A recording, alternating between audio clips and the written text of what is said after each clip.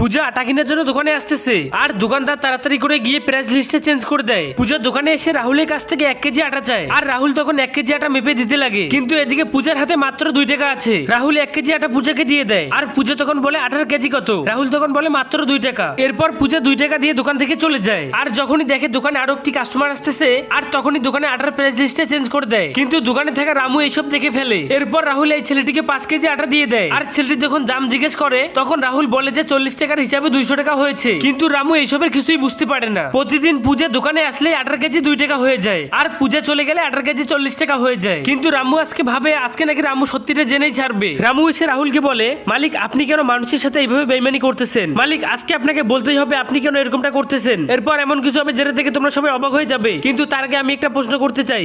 যারা এই ছবিটিকে মন থেকে ভালোবাসো ভিডিওতে লাইক দিয়ে চ্যানেলটিকে সাবস্ক্রাইব করে রেখে দাও, আর যারা লাইক সাবস্ক্রাইব করবে না আমি জানবো তারা এই ছবিটিকে ভালোবাসে না। পূজা তার মায়ের কাছ থেকে খাবার চায়, কিন্তু পূজার মায়ের কাছে মাত্র 2 টাকা ছিল আর পূজার বাবাই দুনিয়া ছেড়ে চলে গিয়েছে। পূজাদের ফ্যামিলির আর্থিক অবস্থা ভালো না বলে রাহুল ওদেরকে 2 টাকা কেজি আটা দেয়। রাহুল তো ইচ্ছে করলে ফ্রিতেও দিতে পারতো, কিন্তু 2 টাকা করে কেন নেয় কমেন্টে বলে যাও।